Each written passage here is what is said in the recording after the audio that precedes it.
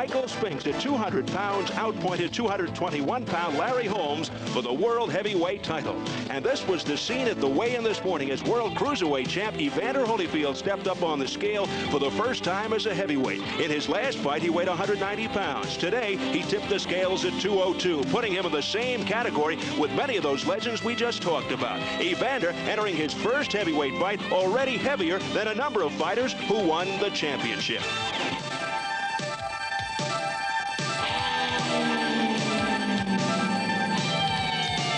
Welcome to Showtime Championship Boxing.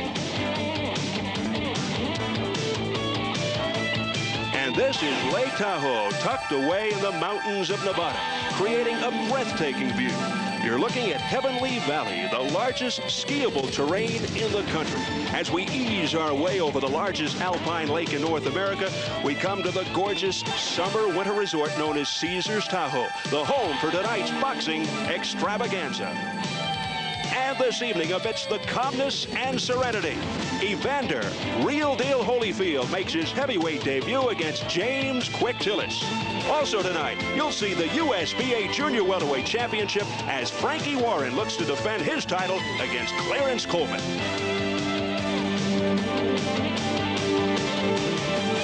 Hello, everybody. I'm Steve Albert, and welcome to another edition of Showtime Championship Boxing. Tonight, we come to you from beautiful Lake Tahoe, Nevada. Just an unbelievable setting. We've got a terrific card for you, including our main event, Evander Holyfield's heavyweight debut as he takes on James Quick Tillis. Now, Tillis may be on Holyfield's mind tonight, but perhaps lurking in the back of his mind is a fellow by the name of Mike Tyson, because he would like to meet Tyson for the World Heavyweight Championship sometime in about a year. Now, appropriately, this is an Olympic year, and almost 4 years ago to the day, in fact, it was August the 9th, 1984, Evander Holyfield won the bronze medal at the LA Summer Games, and he became the first Olympian from that class of '84 to win a professional world title. Then he went on to unify the Cruiserweight Championship when he knocked out Carlos De Leon this past April. Now he sets his sights on the heavyweights, and his first test, ironically, comes up against the man who gave Mike Tyson his toughest fight. That is James Quick Tillis. Let's meet Evander Holyfield, who is standing by right now in his dressing room with my partner, the fight doctor, Ferdy Pacheco. Evander, does it feel much different to you to walk into your dressing room now that you're a full heavyweight instead of a cruiserweight? Well, I feel no different. I think each and every fight is important, and so it's no different. There's been a rumor circulating around, like there are in every time that there's a fight, that you've been going to chiropractors, you've got back spasms, you've got all kind of problems with your back. You look pretty good to me. How do you feel? Well, I feel good. This is just a routine thing with me going to the chiropractor, trying to get every edge I could possibly have on the opponent to feel at my best each and every time I go in the ring. So you feel perfectly well as far as your low back is concerned? I feel great. Fighting Quick Tillis, you know, this guy's, it depends on which Quick Tillis shows up. Is it a thoroughbred runner, or is the guy's going to stop and fight you? How do you fight a guy like that? Well, I'm out there to fight my fight, which is to go out there and, you know, be patient and use my snap and jab like I usually use, and just try to put combination together. If I can get Tillis to stop, be able to take him quick. If he move around, just be patient enough to trap him and force him into my type of fight. All right. Good luck tonight, and back to Steve and ringside.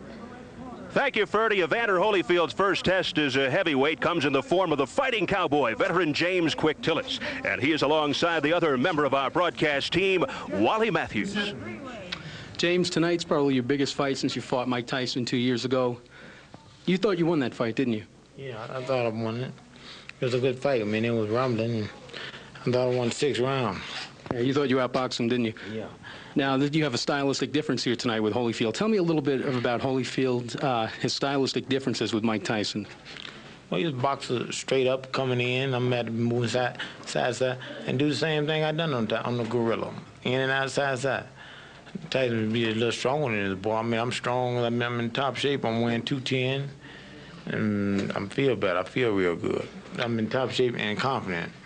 Okay, you fought 6 world champions. You've been around for 10 years. Is there anything about fighting this guy that could possibly make you nervous?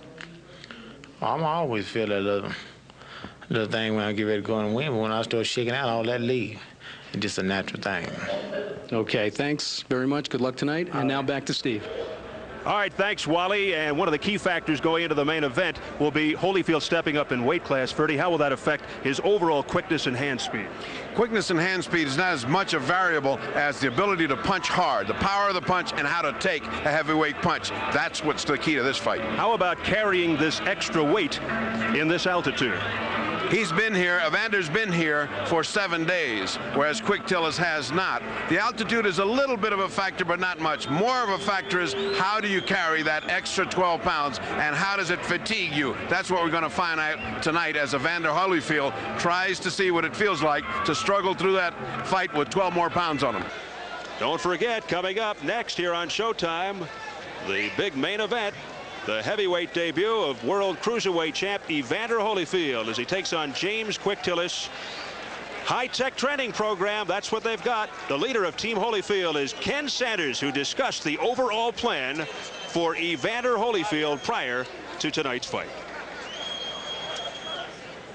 Well, from the physical, naturally the first thing was to get him up, see what weight he'd feel comfortable at fighting as a heavyweight. And as you know, we had the weigh-in, he weighed 202. Which we think that's a good weight because he still has his speed, he's stronger, so we feel good about that. We don't have a plan to a certain weight to get to. The weight is going to be, it could stay at 202, it could go down to 198. We just want him his very best at that. And of course, from a mental standpoint, it's just to get him per fight. We take it one fight at a time. We're going to see how he does tonight, and which we expect him to do well, but still we need for him to go through it and see how that'll be. Then we'll make plans for the next fight.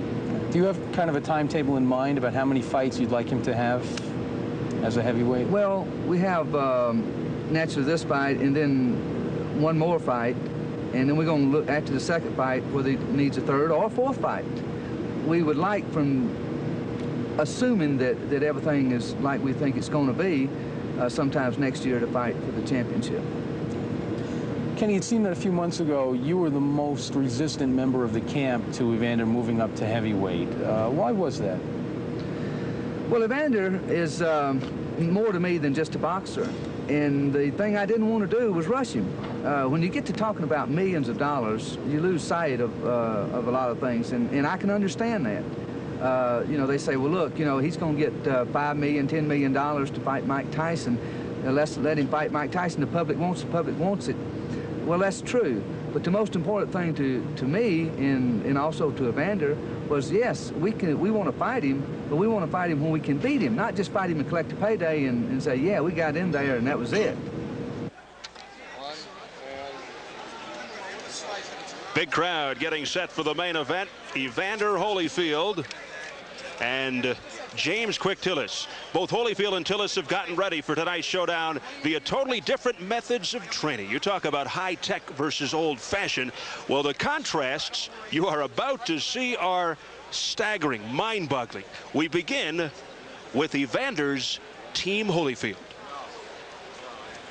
Well, my typical day is getting up in the morning, about 11 o'clock, going to the boxing gym, doing floor exercise and the sparring. Then afterwards, getting back and getting lunch, then coming over to the gym with Tim, which is, I really feel is my hardest point on the workout is here with Tim. At his Houston Training Center, Holyfield has gone through 6 weeks of state-of-the-art workouts aimed at turning him into a full-fledged heavyweight. Holyfield and physical conditioning coach Tim Hallmark have taken a unique preparation approach with a futuristic training program that is transforming Evander into boxing's first high-tech heavyweight. My workouts are very tough. It's at times that I feel like quitting, times that I feel like crying, and sometimes I just feel like I just can't do anymore, but somehow I make it through. When they're not working out in the gym, Hallmark utilizes some other interesting methods, including those of the wet variety. Well, I'm putting him in the water and having him do some water work. It's very, very good for his upper and lower body flexibility. It puts no trauma on any of the joints.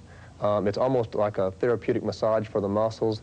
But it's also a way for me to get him to do a very good conditioning workout with no stress to the joint. So if he's had a hard sparring match in the morning and I still have to get him a conditioning workout in, or combination strength and conditioning, I can do something like that and feel very, very safe that he's still getting a good workout in with no more trauma to the body itself.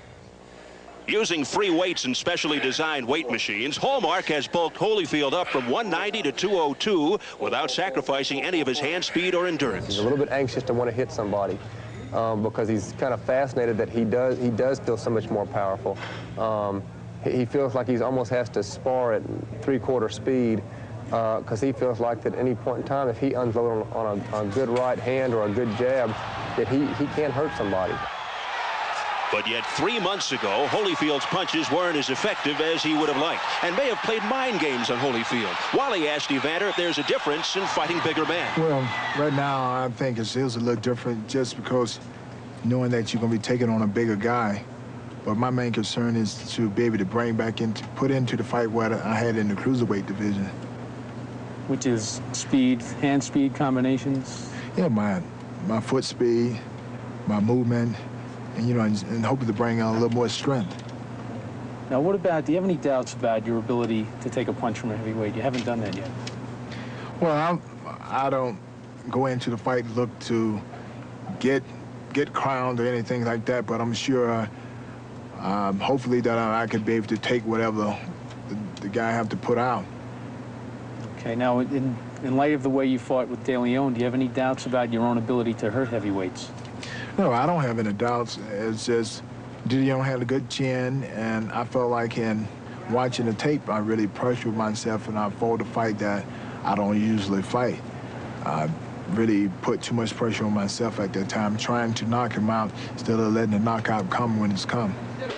The rigors of Hallmark's program do not spare Holyfield from his conventional boxing training, which he does under the guidance of veteran trainer George Benton.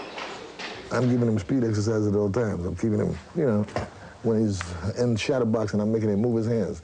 Bang, bang, bang, bang, bang, bang, bang, bang. See, so he keeps that habit, you know. So as he grows, he stays in the habit. It's not like if he was a football player or, you know, something like that where he wouldn't get the speed exercises. See, but when he's doing this, bang, bang, bang.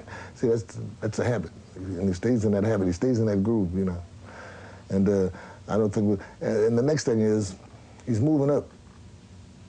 And the guys that he's moving up are a little slower than the guys he's been fighting. Perhaps the most revolutionary aspect of the program is the complete elimination of slow, long-distance road work. For generations, a staple of a boxer's training regimen. Evander explains his routine. My road work is different because it's intervals. When I go down to the track, I'm running a half mile, then jog a quarter, then I might run 3/4 of a mile, then I might jog one, then I might run a full mile out, just out sprinting, then jog one. And it's a little different because usually boxers just run 5 or 6 miles. My main thing is get my heart pace is up to 190 and being able to drop it 60 beats within a minute. Meaning that after each and every round, I'll be able to control my heartbeat and be able to recover as quick as a lot of other fighters. I will be able to go into the next round a lot fresher. When I'm working out, it's a lot tougher, and 30 minutes might make me feel like, hey, man, I'm glad these 30 minutes over it. It's worse than fighting.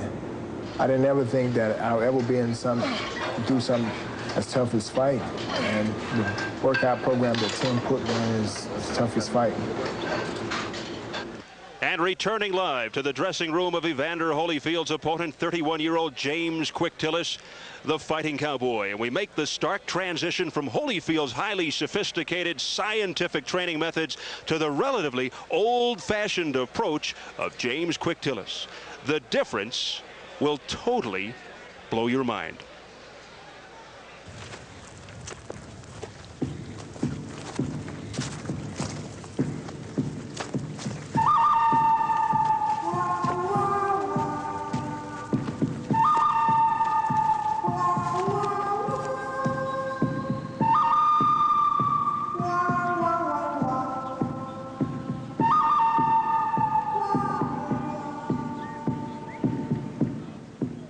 In the rolling hills just outside Tulsa, Oklahoma, James Quick Tillis works his ranch and works to prepare himself for tonight's challenge.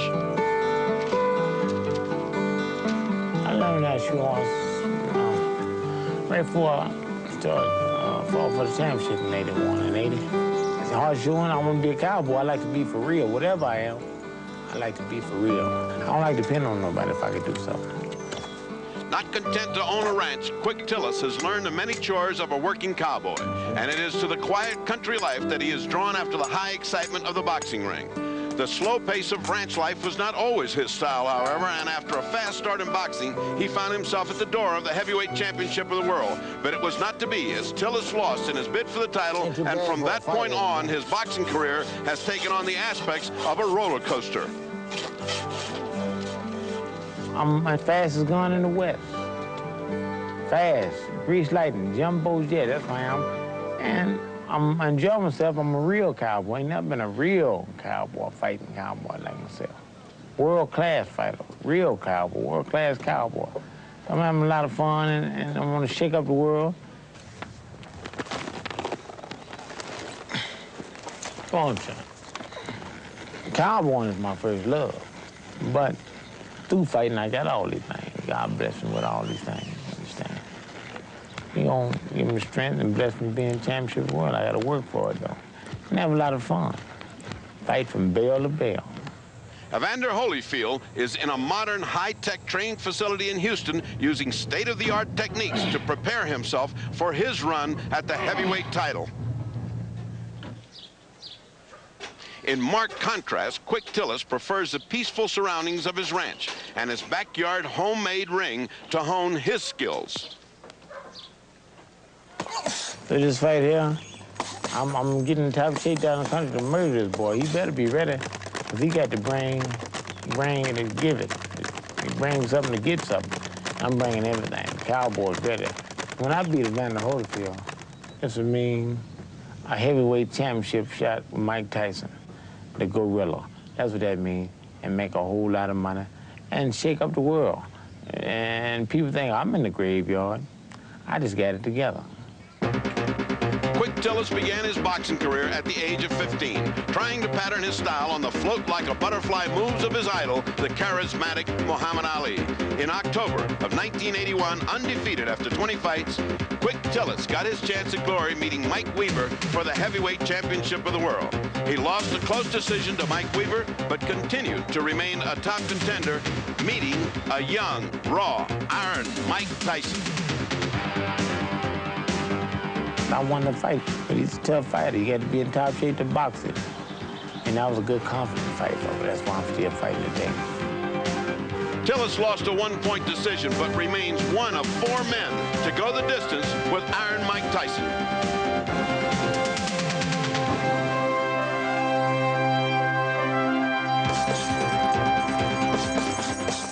After meeting 6 world champions, tonight's fight probably represents the last chance Tillis will have at a rematch with Iron Mike Tyson. I don't never look back on things bad happening in the past. So if you look back, things be gaining on you. If I beat Evander Holyfield, it'll make me a lot of money. I'm gonna put all my heart in. But if I lose, go back to being cowboy.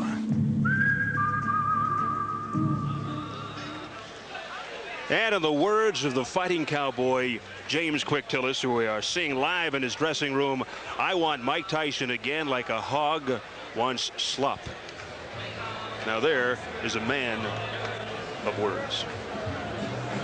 Capacity crowd here at the beautiful outdoor facility, Caesars Tahoe, as Bo Williford leads the charges of James Quick Tillis. Some say that Tillis is washed up.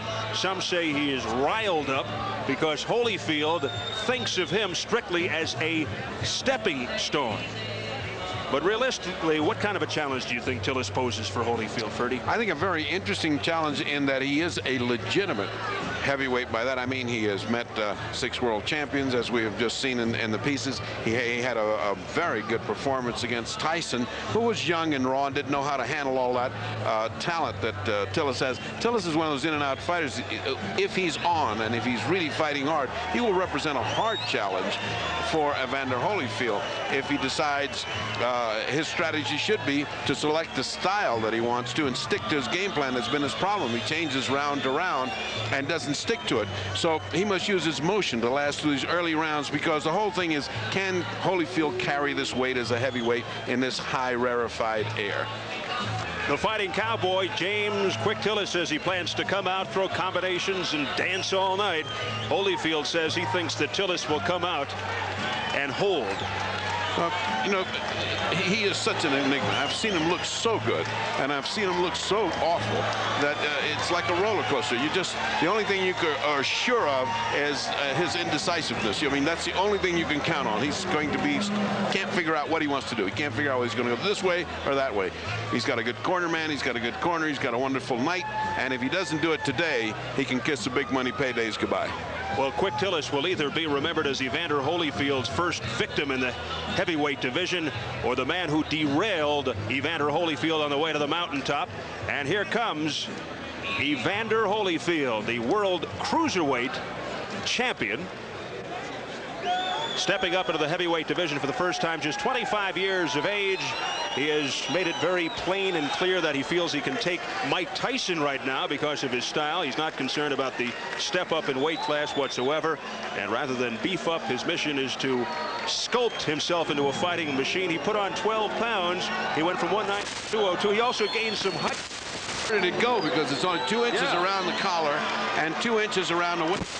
My lifetime when I'm going up. I mean, it doesn't sound like he's moving into anything exciting, yet he has this beautifully sculpted body that carries that weight, and you can notice the difference. He's beginning to get one of those Mike Tyson necks that goes from the earlobes down to the shoulders, you know. And as we pointed out, the difficulty is, can you carry the weight? Just adding weight doesn't make you a heavyweight. What he's got to do is finish off Tillis as early as he can by cutting the ring off and banging to the body, jabbing to keep him steady, and then banging to the body. That ends a fight early, and the question of stamina as a heavyweight goes out the window. He doesn't have to be there to find out about it. Also, he's got to be ready to improvise, as Tillis does these tremendous changes almost in mid-round. I think Evander Holyfield is very good at doing that. He's learned patience. He's learned not to go for a knockout and get exasperated with the fights with Ocasio and De Leon. Now he has got presented with a challenge where he must look good for the heavyweight, but he doesn't really have to look great. He's just got to look good and beat a heavyweight that's a legitimate heavyweight. That's what we're going to see here today. He has become the media darling, perceived as the next serious challenger to Mike Tyson's title in about a year. As you check out the tail of the tape, Holyfield with the 1.5 inch height advantage actually went up a ½ inch in height since the last fight as a cruiserweight, gained 12 pounds, grew a ½ inch. His goal was 202. That's exactly what he weighed this morning. In case you were wondering, Tyson weighed 218.25 for Michael Spinks. Holyfield has also added a ½ inch on his reach, now 77.5. Here are your Nevada rules. 10-point must system, 3 scoring judges. The standing 8 count is in effect. 3 knockdown rule is in effect, and you can be saved by the bell only in the final round. Up to ring announcer Jim Murata for the intros. Ladies and gentlemen, this is the main event of the evening. 10 rounds of boxing in the heavyweight division. Your officials assigned to this contest by the Nevada State Athletic Commission are as follows. Judges, Keith McDonald, Lillian Running Wolf, and Doug Tucker. The timekeeper is Jim Carpenter. Counting for the knockdowns, Steve Menzel. The doctors in attendance, Dr. Edward Dene and Dr. James McLennan. And your referee, the very capable Richard Steele. Introducing the principals. First in the red corner, he hails from Tulsa, Oklahoma. He's wearing white trunks trimmed in red and blue. He weighs in at an even 210 pounds, 29 big knockouts in his 38 wins. The fighting cowboy, James Tillis. Tillis.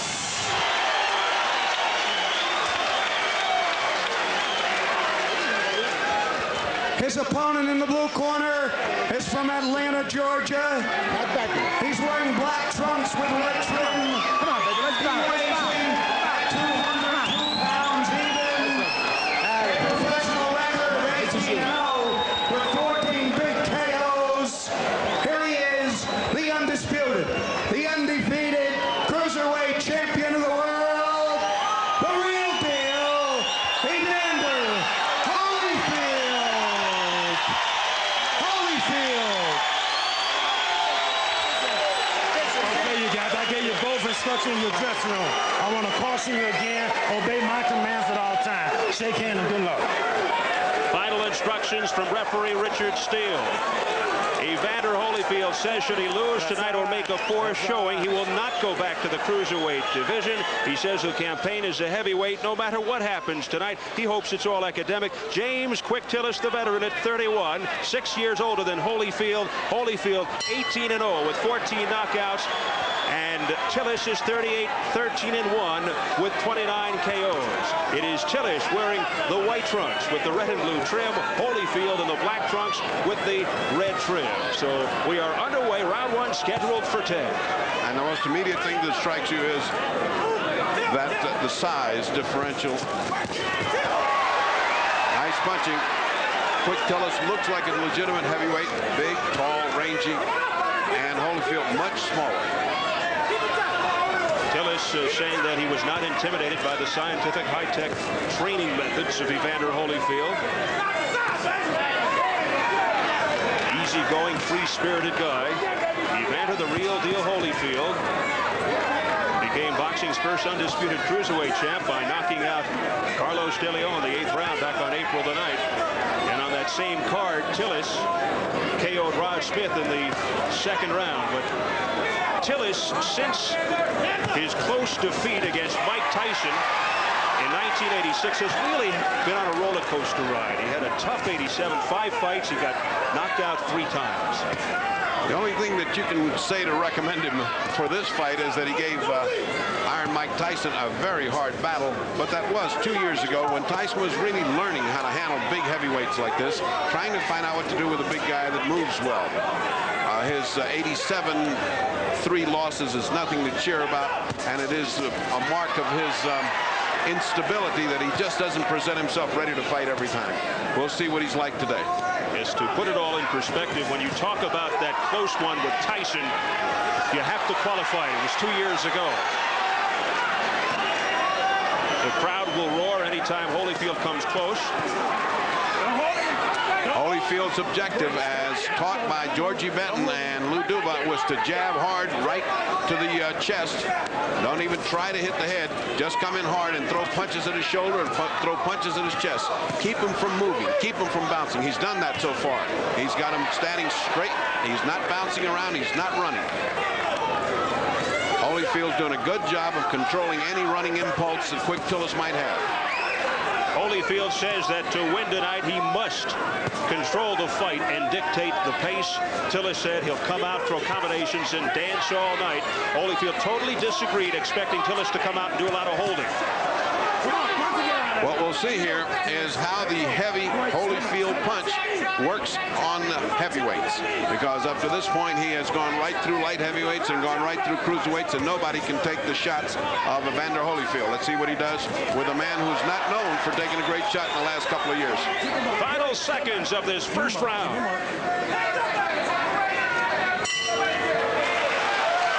Round one is history. The first round for Evander Holyfield as a heavyweight. Lou Duva, George Benton, Ace Barada in the corner.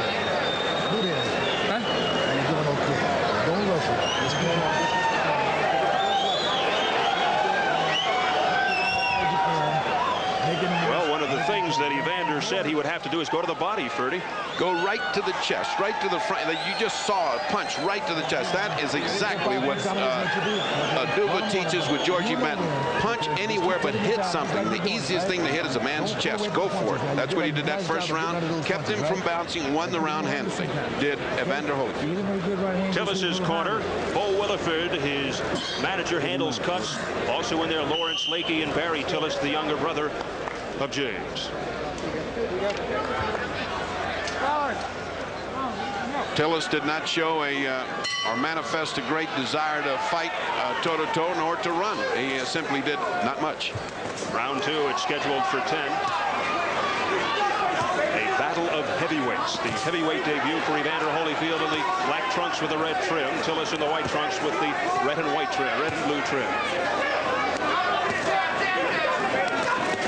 There's the jab that Holyfield is famous for. He's also famous for his hand speed and his quickness, and so far it doesn't seem to have suffered despite putting on the extra 12 pounds. That's evident, and that's what if you're watching this fight to score Evander Holyfield progress into the heavyweight, notice his hand speed. He's just faster than the other guy by just a hair, but he gets it off first and it lands first, discombobulating any offensive plans that Quick Tillis might have. Evander Holyfield, an excellent, exquisite boxer, uses the jab effectively. All business, not a showboat. That was more a push than anything else. Oh, that was more sloppiness than anything else from Quick Tillis, who's already starting to be a little sloppy. He didn't need to do that. That was too far back to lean into the ropes. He's going to be very careful against Evander Holyfield or he's in trouble. He's holding his hand up, but he's pulling back from a punch. Evander will eat him up if he keeps pulling back like that because he is not Muhammad Ali. He doesn't have that speed and ranginess to avoid a punch going back. Tillis claims that Holyfield fights off balance. Well, a lot of that off balance is the punching and pushing that Holyfield is doing right now. James Quick Tillis won his first 20 fights, won his first 12 by knockout, thus the nickname Quick. And he used to move a lot quicker as well in the ring. And he said tonight he would like to move in and out side to side. There's a left, a stiff left by Holyfield on the inside. Well, he's going to have to change his name to Not So Quick Tillis because he's getting outspeeded and slugged. Here's an assault by Holyfield. And the crowd reacts. Capacity crowd of about 5,000 here in the outdoor arena at Caesars Tahoe. Cooling off, making it very pleasant for the fighters and the fans. For one of the fighters. The other one isn't having too much fun right now. Tillis, still no offense from Tillis. Still nothing to scare off or hold off Holyfield. Whether he's trying to lure him into a sharp punch, you won't know, but he may find himself on his back waiting for that lure to happen. There was one. What a great example of hand speed. A hard right by Holyfield. That stunned Tillis. And Tillis holding on with 9 seconds, 8 seconds left to go. Another right as the bell sounds. And after the bell, they continue to go. Richard Steele has to step in. And look out now. Lou Duva and Bo Williford in the two corners are going at it. Richard Steele has to step between the two trainers. There's no room in boxing for that. There is no room in boxing for that kind of nonsense. That's hooliganism at any level. That should not be allowed. One of the most bizarre incidents you'll ever see. When tempers flare like that, experienced hands like Lou Duva and Williford should know better than to try to go at each other. That's sometimes called maturity. Let's look at the end of round 2. Let's see how things develop. Well, you can't hear the bell, but you can see that the fighting continued. Duva then held on to Quick Tillis so there wouldn't be any continuous action. Williford misinterpreted that and came in. That should never have happened. Never should that have happened. And here we go. Round 3, and this crowd is revved up. Well, One of the things it did was wake up Quick Tillis because he's mad. Up to this point, he's just been willing to be waltzing Matilda and not do too much fighting. He woke up. Now I can see if Holyfield continued to punch Tillis while he was being held by Duva, that's one thing. But Williford could not see that, apparently, from behind, and did misinterpret. Well, there are specific rules which go to the conduct of a cornerman. He is not to be involved in any brawl, much less precipitate one or start one. They could be in line for a stiff fine. In the meantime, Evander Holyfield continues to pick up the pace. His hand speed is awesome tonight.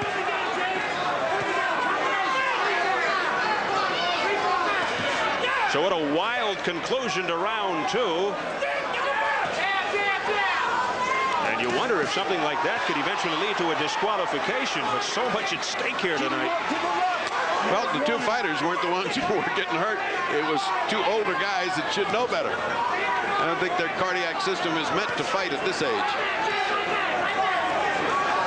Lou Duva, who is known as the Chief Operating Officer and head trainer as far as Team Holyfield is concerned. Bull Williford is a manager. Well, both have been fighters, and both are short-tempered men, both of them. And, of course, we've seen that happen with Lou over and over and over again. Past the midway mark, round 3. Things really heating up at the end of round 2.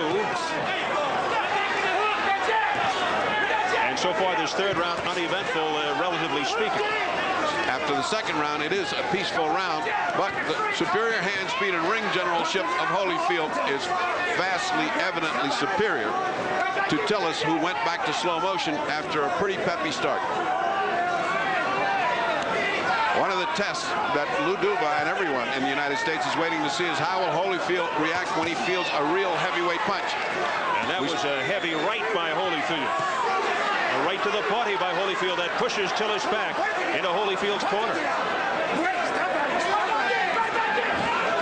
It's that kind of punch to the body that makes Quick Tillis wish that he was back on the range punching cattle. They don't punch back. Back in Gibson Station, Oklahoma, 50 miles southeast of his home in Tulsa. Less than 30 seconds, round 3. An attack by Holyfield to the head and the chest. A beautiful attack. Double jab, right hand, hook after it, and followed with a series of combination punches. Tillis covering up well. Another good right by Holyfield that landed a combination by Holyfield. And Tillis hangs on. Heading for the bell, round 3.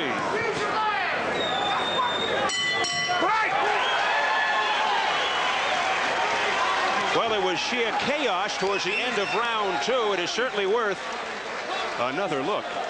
What happened here is as the bell rang and the fighters continued to fight, Duva, in order to separate them, took Tillis. The referee took Evander Holyfield, but Williford, who could not see all the way across, thought his man was being held and rushed Duva.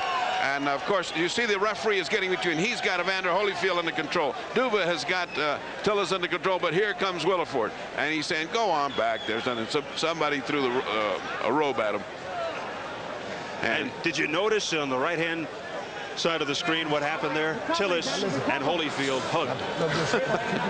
So let these old guys fight. Let's just have a little fun here. Here we go, gentlemen.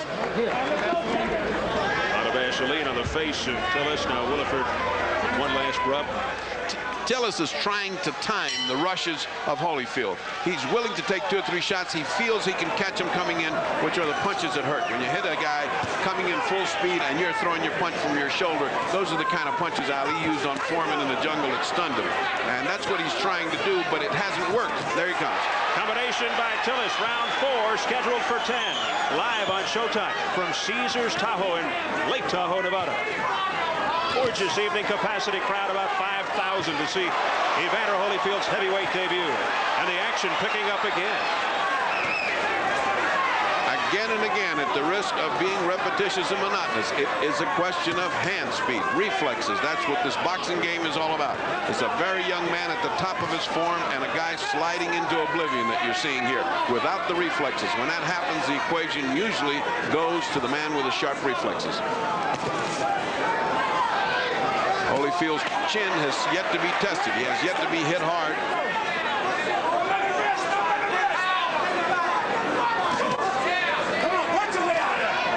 Richard Steele saying, punch your way out. A heavy right by Holyfield.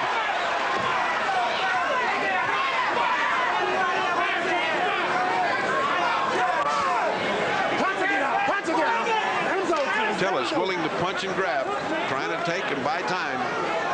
Whether he thinks the later rounds will be his, because Holyfield with an added 12 pounds and this advantage of the altitude might make him tired, but right now it doesn't look like he's even breathing hard. Evander is doing very well, and Tillis looks like the boxer who is going to be exhausted.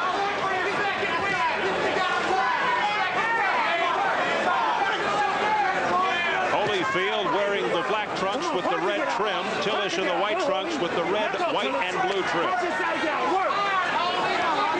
And Richard Steele is getting somewhat angry. Punch your way out, he keeps saying, because there's too much holding. See, that's the indication of a guy starting to resign. A couple of punches and he holds Holyfield. A couple of punches and he holds Holyfield. That's a guy saying, let me think of how I can get out of this. Not a positive approach. Meanwhile, looks like Holyfield's just waiting for that swift combination to put Tillis away. Less than 30 seconds, round 4, scheduled for 10. Sunset falling over Lake Tahoe.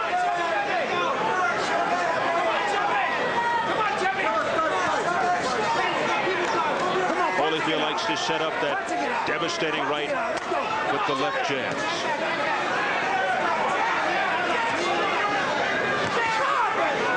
Lefts by Tillis. That right was blocked by Tillis. And at the bell, a hard right by Holyfield. And again, they almost went at it after the bell as we follow James "Quick" Tillis into his corner. Wally Matthews will have a clarification on the chaos at the end of round 2. Wally? According to Chuck Minker of the Nevada State Athletic Commission, the responsibility for calling a disqualification in that instance lies solely with referee Richard Steele. Now, apparently, Lou Duva grabbed James "Quick" Tillis after the round, but Evander Holyfield never did hit him at that point. So, according to Minker, it did not look like grounds for a disqualification, although Steele does have the power to disqualify a fighter or for the actions of his corner immediately. Minker said that they will look at the tape afterward, but from what he could see at ringside, there was no disqualification called for there. Now back to Steve. Thank you very much, Wally. And that would have been ugly had Holyfield hit Tillis, perhaps unwittingly. Unfortunately, he held back. It's very hard right when the bell sounds. It's just hard to hold a punch back. And one punch isn't bad. 2 or 3 are something else. I mean, as far as disqualification of that little riotous incident, I didn't think that was called for. I thought a mild fine and a hand slap. Don't do that again. Here's a $100 fine for you. That's something else. All right, round 5 scheduled for 10. Steve Albert with the fight doctor Freddie Pacheco, Wally Matthews ringside at Caesars Tahoe. Evander Holyfield continues to dictate the pace. He's wearing the black trunks. Tillis in the white. Holyfield's heavyweight debut. Tillis's legs looking wobbly. Look like they do not want to take too much more of this. Tillis just looking to protect his face.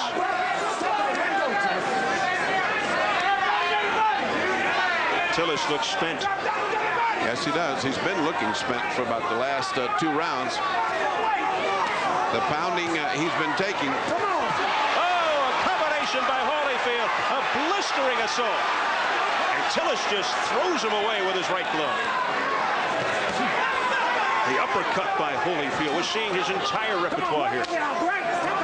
And what he's learned in the awful fights that he had to fight with Ocasio and De Leon was patience. Patience. Pace himself. Don't go crazy. And that's certainly holding him in good stead. He's fighting his fight. He's not getting nuts. He's just going at Tillis, chopping him down bit by bit. Tillis, for his part, doesn't seem like he's got an idea in his head as to how to hold off Holyfield, merely trying to last the rounds. Evander Holyfield, 12 pounds heavier than his last fight when he won the World Cruiserweight Championship. Unified the title. He was 190. He's now 202. Tillis checks in at 210. He was 228 when he went into training. But he says he's in better shape now than when he fought Tyson 2 years ago. But so far, it's been Evander Holyfield controlling. Come on, your hands are free. Your hands are free.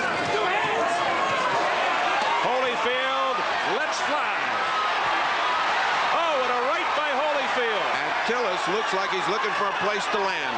He's looking for a good excuse to go down. A couple of good shots, and he'll be gone. Thunderous drives by Evander Holyfield. Tillis with his hands down.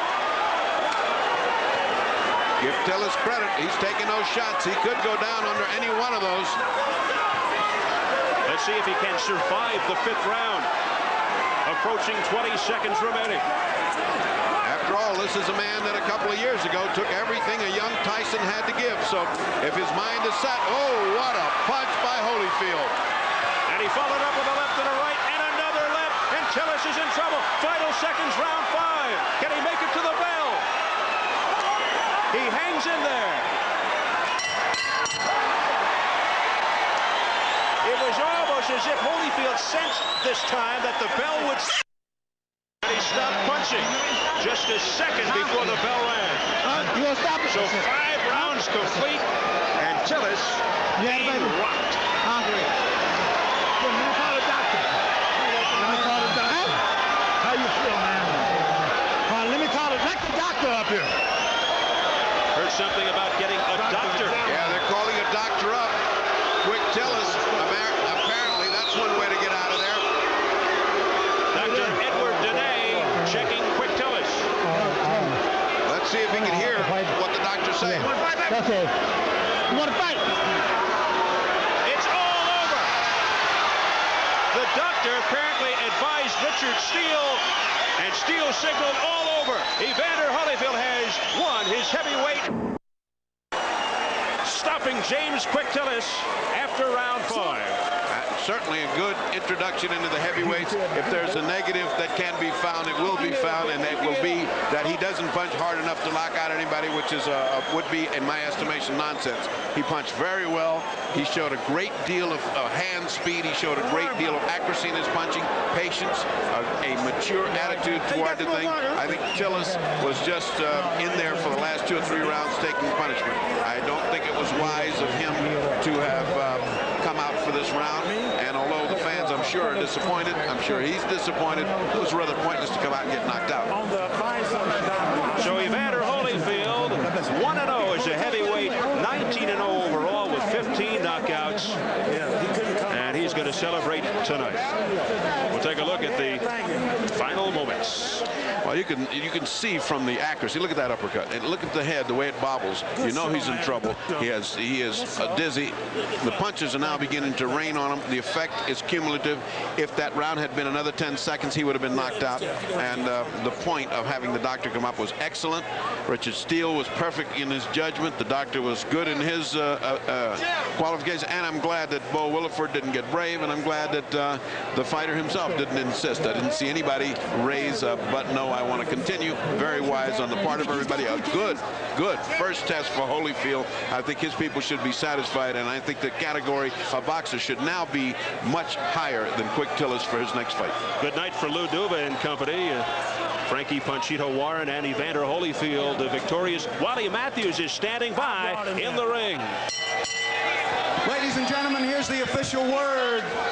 On the advice of the ringside physician, Dr. Edward Denay, referee Richard Steele stops the contest. James Tillis, unable to answer the bell for the 6th round. Your winner by 5th round, technical knockout, still undefeated. So it was all academic as Jim Murata just made the final announcement, and now Wally with Evander Holyfield. Well, Evander, I guess we answered the question about whether you can knock out heavyweights, huh? Well, pretty much I started to wear Tillis down in the later rounds. And so, he stopped in the corner instead of coming out for the next round. What was it like to get hit by a heavyweight? Was there any appreciable difference? Well, no, it really, it wasn't no striking distance where he hit me that it was so much more harder than the cruiserweight. It's just, it's different. He was a smart fighter, and he fought like Carlos Leon in a way. Yeah. Now, you seem not to have lost any hand speed or any combination punching power there. Did you feel good at the weight? Well, I felt good. It's all in my first time having the 13 pounds on. I felt good. And I really know that I can get better in time. Okay, from here, where do you go? A higher ranked contender, another heavyweight like Tillis, or what? Well, that's up to my manager, Ken Sanders, my trainers. Well, you know, whatever they think which step I should take, I'm really relying on my trainer to pick my opponents and my promoter to promote and my manager to agree on everything. Louis, were you happy with the way Evander fought as a heavyweight? Oh, geez, how can you fault the guy? The guy did everything beautiful out there. He was jabbing. He went to the body. He had a program to do out there, and he followed everything right to the T. This guy is going to be a heavyweight champion of the world. Believe me when I tell you something. He listens. He does everything. He executes. This guy's going to get better and better and better. All right, Louis, thank you. Evander, congratulations. Now back to Steve Albert. All right, Wally. Evander Holyfield will now go back to mission control, as they put it, in Houston, Texas, to continue his prepping for eventually a shot at Mike Tyson. Let's take a look at some more action from this fight. These are the combination of punches that literally spell the finish to the fight. To all intents and purposes, the fight was over by this point. This is just sort of the exclamation point that finishes the sentence. And welcome to the heavyweights, Evander Holyfield. There will be tougher nights than this. Well, these are the punctuation marks for Evander, the real deal Holyfield, as he stops James Tillis in his first heavyweight fight. Wally Matthews is standing by right now. There was some controversy in this fight. He's got the referee, Richard Steele. Wally? Richard, a little extracurricular activity at the end of the second round. Did you consider disqualifying anybody at that point? No, I really didn't, Wally, because, you know, we in a fight and everybody, you know, tempers up and they're excited and everything. So I know that we was going to have some things unexpected happen. As long as no one got hurt in the deal, I was not going to disqualify or take a point away. Now, of course, Lou Duva grabbed Tillis, and if Holyfield had come in there and landed a punch at that point, would you have had to rethink that decision? Yes, I would. They would have made me act then and deduct the point or disqualifying. But, you know, Lou Duva, he was holding Tillis only to stop the fight. He wasn't holding for him to get punched or take any type of punishment. Okay, now the end of the bout, it appeared that the ringside physician instructed you to stop the fight. Is that what happened? Yes, I called the doctor in because Tillis, you know, he fought a game fight. He tried every old trick. He tried his jab. He tried all the things that, you know, a good pro would try to win. But he was just a worn-down fighter. You know, he was a beaten fighter. Okay. Thank you, Richard. Thank you. Well, Evander Holyfield proved that he can fight as a heavyweight tonight. Whether he's the heavyweight to beat Mike Tyson, we don't know, but I'm sure we'll find out in the future. Thank you, and back to Steve. All right, thanks, Wally. The question now is promoter Dan Duva looking to match his father, Lou Duva, and Bo Williford. In any event, Evander Holyfield has done it in his heavyweight debut, and perhaps in October he'll be matched up with a fighter like Michael Dokes. We shall see. Yes, I think that's the style of fighter that he has to have to continue his career toward Tyson. All right, Ferdy, Evander Holyfield successful in his heavyweight debut.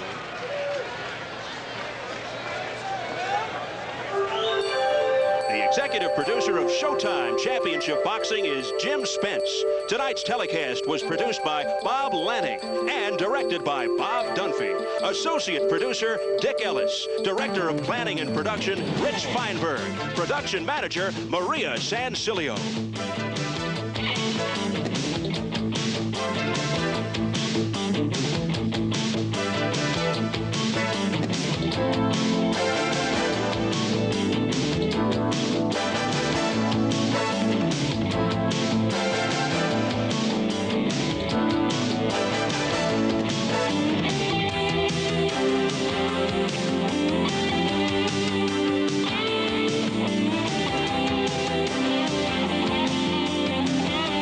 For Ferdy Pacheco and Wally Matthews, I'm Steve Albert saying so long from Lake Tahoe.